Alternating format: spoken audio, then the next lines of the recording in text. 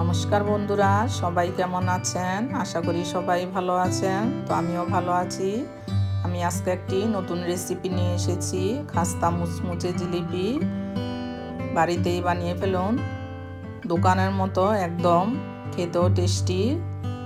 দেখুন কতটা সফট হয়েছে, ভিতরে রসটা পুরো ঢুকে গেছে। আমার পুরো ভিডিওটি দেখতে থাকুন। ভিডিওটি ভালো লাগলে চ্যানেলটি সাবস্ক্রাইব করার অনুরোধ রইল। প্রথমে আমি একটা কড়াই বসিয়ে দিয়েছি, আর কড়াইটার মধ্যে 2 কাপ পরিমাণ চিনি দিয়ে দিয়েছি, 2 কাপ পরিমাণ জল দিয়ে দিয়েছি। এখানে একটা এলাচ ভেঙে দিয়েছি, আর 1 চিল পাতিলের রস চিপে দিয়ে দেব। একটু নাড়াচাড়া দেব। শিরাটা জাল দিয়ে বানিয়ে নেব। বেশি পাতলা হবে না, বেশি ঘন হবে না, 5 মিনিট জাল দিলেই হয়ে যাবে।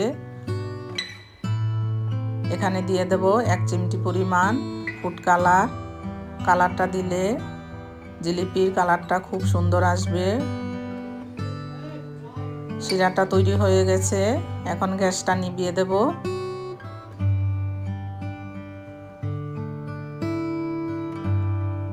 এখানে আমি 1 কাপ পরিমাণ মাসকলাইর ডাল ভিজিয়ে রেখেছিলাম। ডালটা অনেকক্ষণ ভিজিয়ে রাখতে হবে, 4-5 ঘন্টা, তাহলে চোকলাগুলো ধুতেই চলে যাবে। এখানে দিয়ে দেব হাফ কাপ পরিমাণ ময়দা, দিয়ে দেব অল্প একটু নুন আর জল। এখন একটা পেস্ট তৈরি করে নেব।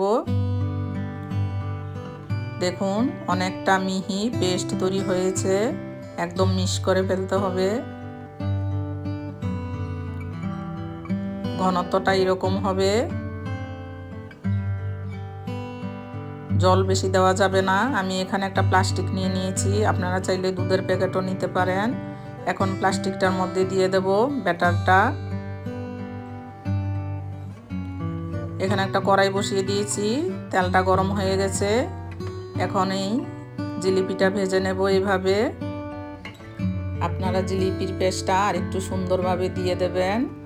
আমারটা অতটা সুন্দর হয়নি, হয়েছে মোটামুটি। এভাবে ঘুরিয়ে ঘুরিয়ে দিতে হবে।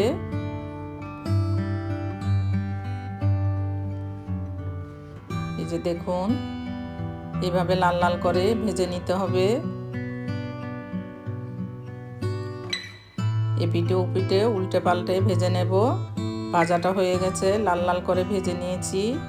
এখন শিরাতে দিয়ে দেব। শিরাতে দিয়ে 5 মিনিট রাখলেই রসটা ডুবে যাবে, রসটা ভিতরে ঢুকে যাবে। আবারও আরেকটা ভেজে নেব, এইভাবে সবগুলো ভেজে নেব।